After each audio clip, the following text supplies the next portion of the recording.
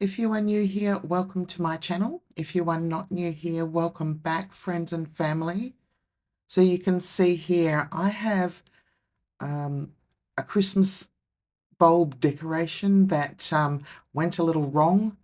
Um, I also have some trees that I made from polyurethane resin that was just left over from a previous project. I've had them for a while. Also a couple of snowflakes.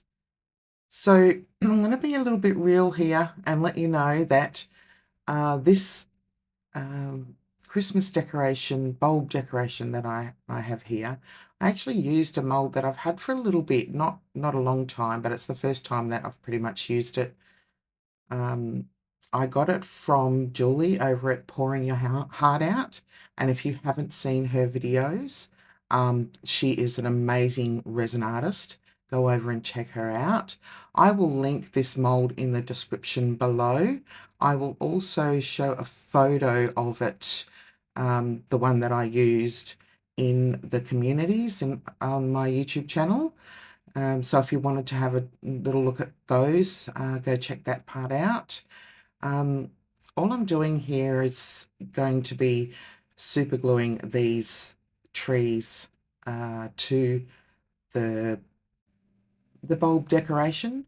I have to let you know that I did these in polyurethane resin.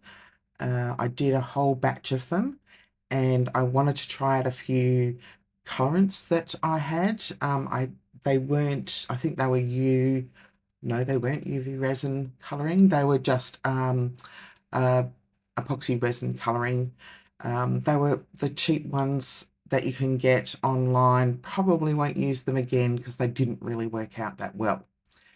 Um, but after I demold them, I wasn't overly impressed with them. So I took them outside and gave them a spray paint of white spray paint.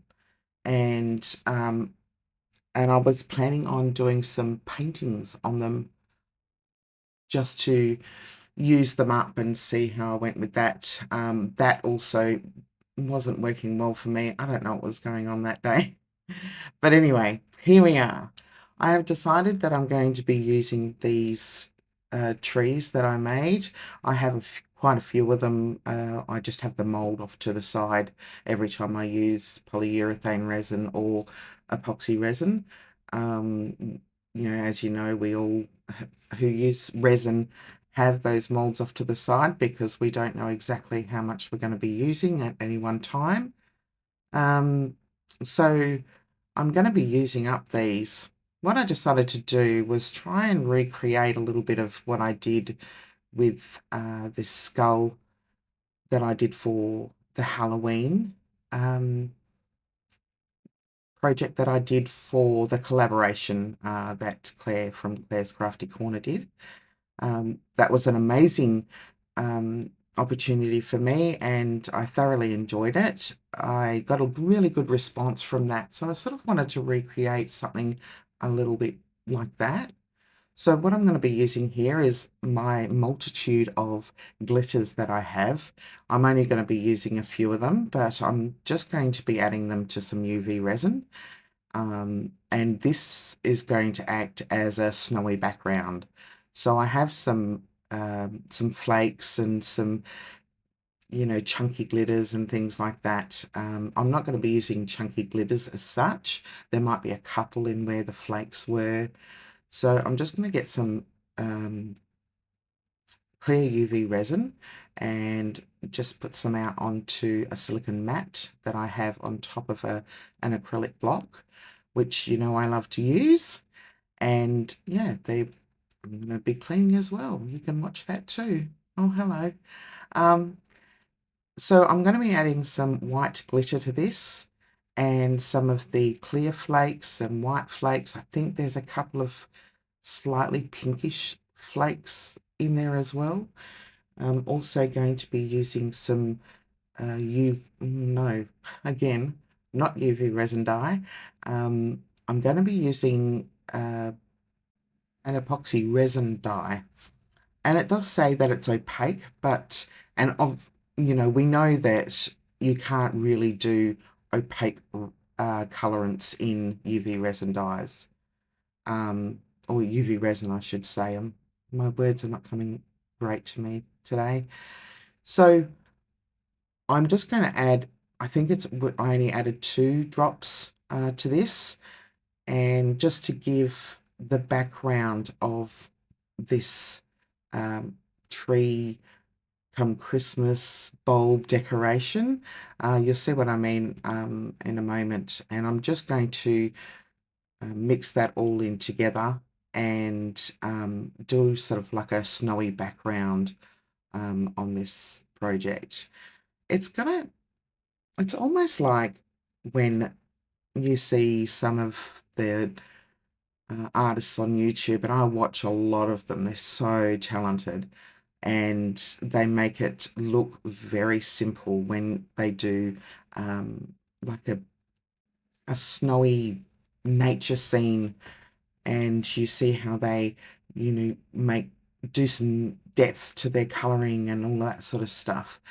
I'm not an artist in that way by any means, but I do try my best to have a go at different things. So after I did that skull, which we'll link that video in the description box below, so you can go back and have a look if you would like to.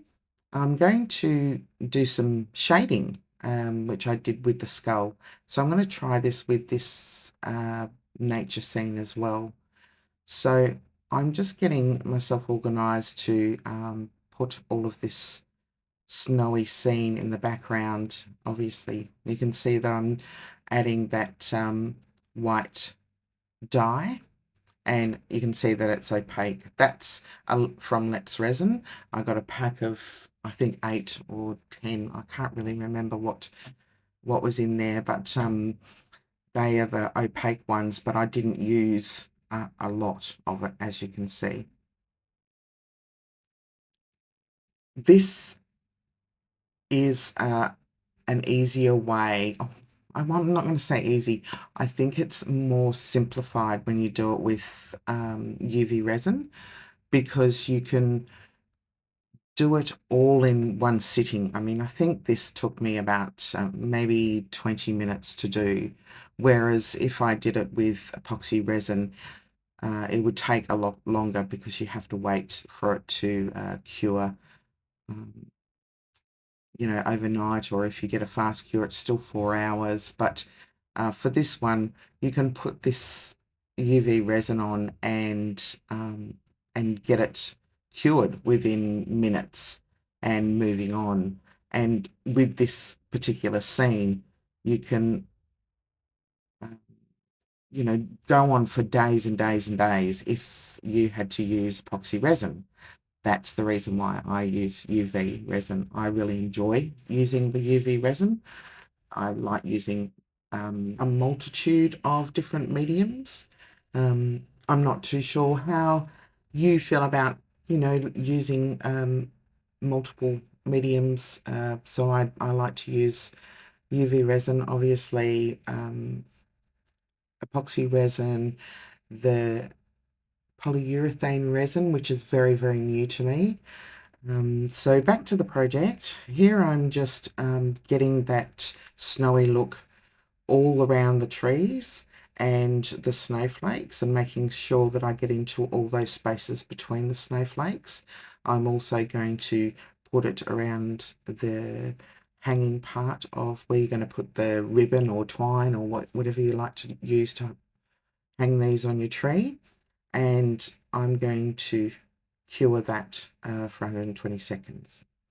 So this here is just showing you the bottle again, but if you've seen my other videos, you will know that I've gotten some of the coloured UV resin from Temu.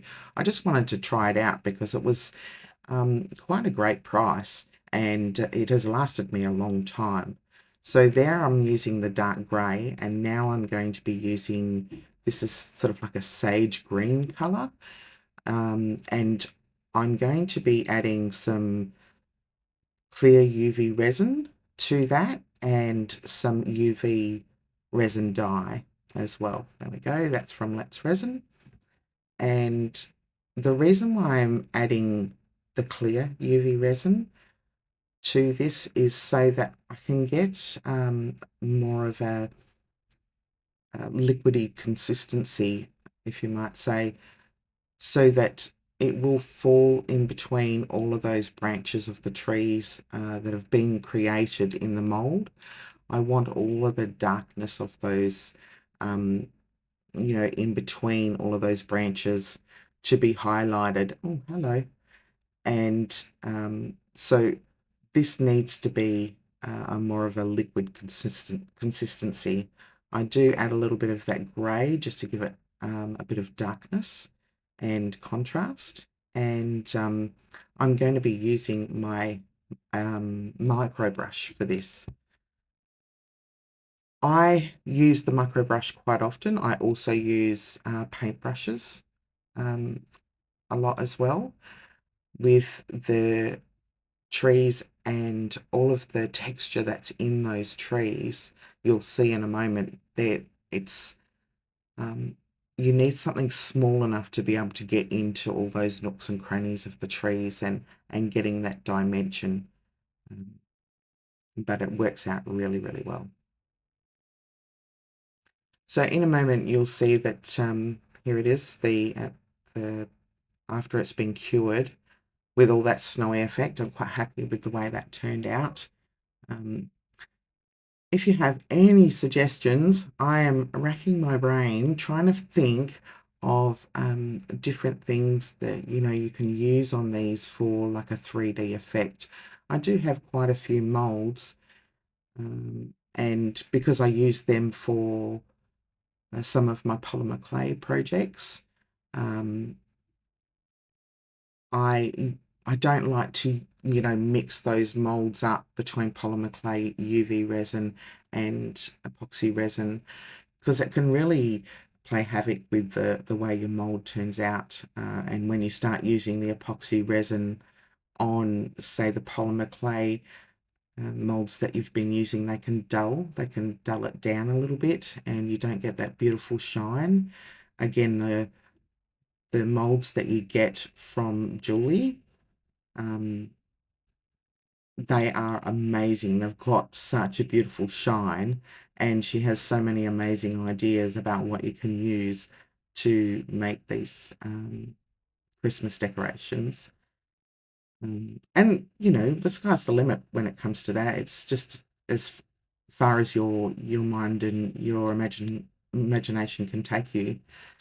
So you can see that I'm putting all of that green into those crevices, and now I've just cleaned up around the side where it's spilled a little bit. It's not overly important for you to worry about that if you're going to try this yourself, because we're going to go back very, very soon and do a little bit of shading around those trees with the grey tone. So we'll cure that off because we're going to be doing, multiple layers of both trees. We do one for the crevices and then one for the top, and I think I put a little bit of snow look at the end of it. So I'm just going to cure that off, and then when we come back, it's going to be, that's all finished now. I'm going to be using the gel nail polish. If you've seen some of my other videos, you'll know that I've had these for quite some time and they've lasted a really long time. I only use them for these projects. I don't actually use them for my nails.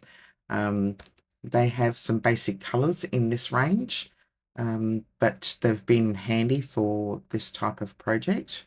I find that I pull them out and use them quite often. I will say, however, that maybe I should have got a finer brush for this detail because it was so small. I ended up having to clean up my mess a little bit afterwards. But again, that's not overly concerning because, as I said, we'll be doing some layers around the tree anyway. So once I've cleaned up around there, I'm going to cure that off, and we'll be back for the next part.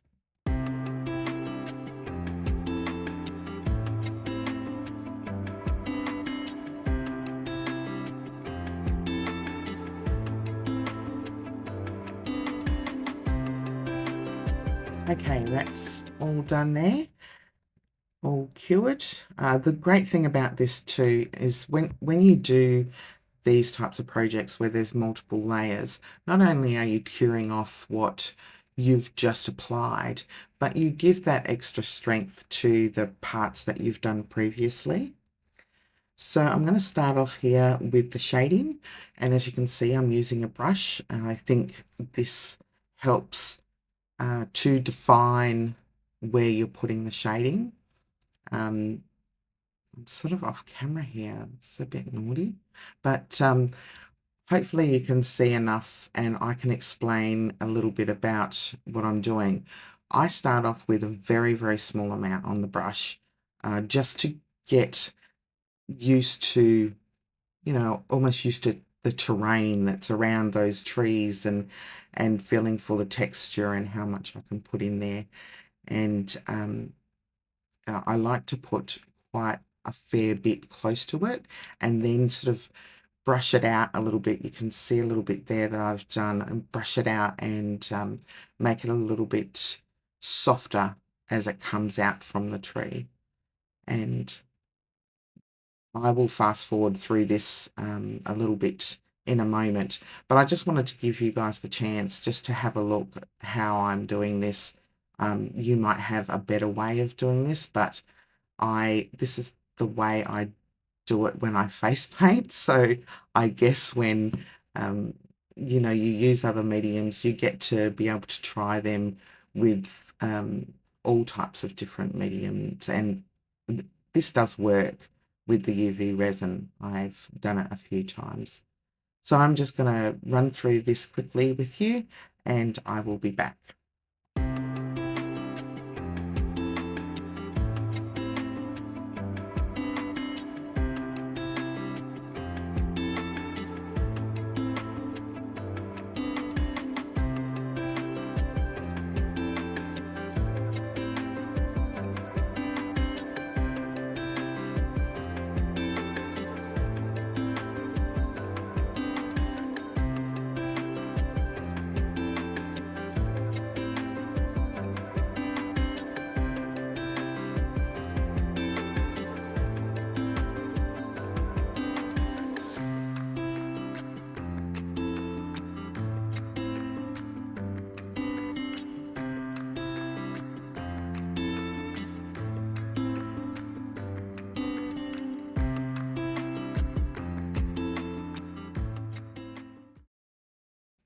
Okay, that part is done. I'm going to be using some of the green that we used on the trees. I think I made it a little bit lighter because I'm just going to do some background of grass and, hills and all of that sort of yummy stuff. And hopefully I can get to the stage where it looks a little bit cohesive with the background and what I'm trying to portray here. And you could do any type of background you wanted. I just went for this because this is what I had on hand, with the trees and everything like that. But if you have a mold that's, a reindeer and a sleigh, or Santa or anything like that, as I said before, sky's the limit when you get to just play around with something that may have not turned out overly well for you. Just turn it into something else, put it down, go away, have a think about it, and come back to it when you're feeling a little bit more creative. And because we all have those creative blocks sometimes, and I have them quite often, to be honest with you. And it might seem like, or I do a video once a week, but that you still have to watch, and you have to, be aware of your surroundings, because they can, become quite the inspiration for you.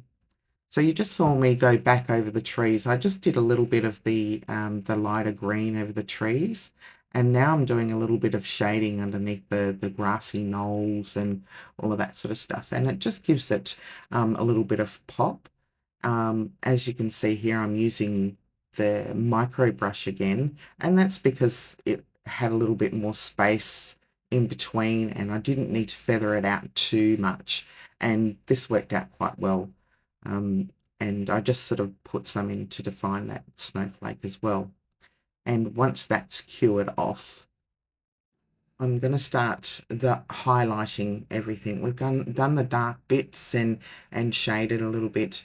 Now, what I've done here is I've gotten some clear UV resin and some white glitter and some very pale blue glitter as well.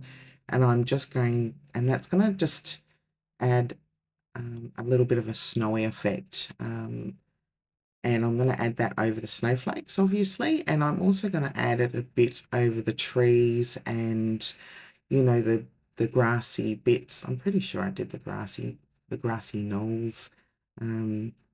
But this is, all of these are just, you know, you don't have to do this, but once you get started, it becomes a little bit addictive and you just keep going and going and going, and you've got to sort of remind yourself, hang on, Nat, you've got to stop here.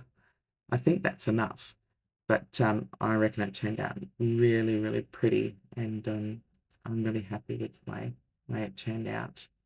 I'll be making more because I did make mistakes on the other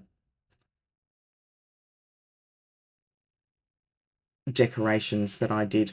I'm struggling with my words today. I'm sorry, guys. So the whole mold, you'll see the picture in the community. Like I said before, I did all of them and I had no idea what to do with them after I spray painted them and then stuffed them up as well. So in the end, this one turned out really well. So it is just food for thought, isn't it? So this is where I finished. I said, that's it, stop. Let's add some ribbon. So if you're still with me, thank you so much for watching till the end. And yes, we've come to the end of this video. I wanted to apologize for how late it is. I've been having a few health problems to deal with a little bit lately. So I appreciate you hanging with me and waiting for this video to come out. I've cut this ribbon, and I'm just burning the edges, just melting the edges so that they don't fray. That's all I'm doing there. So thank you again. I appreciate all your love and support. I hope that you have enjoyed this one and you've gotten some inspiration from it, because, you know, in the end, that's what I do these for therapeutic reasons for myself, and also just to give you guys some inspiration of what you can maybe do for yourself. And if you're still here, that means you're enjoying the video. Thank you so much. If you could hit that subscribe button down below and become part of the family here, that would be awesome. Hitting the thumbs up button means that you're enjoying the content, so please do that also. That helps out my channel so much. Please look after yourselves, and I will see you in the next video. Bye for now.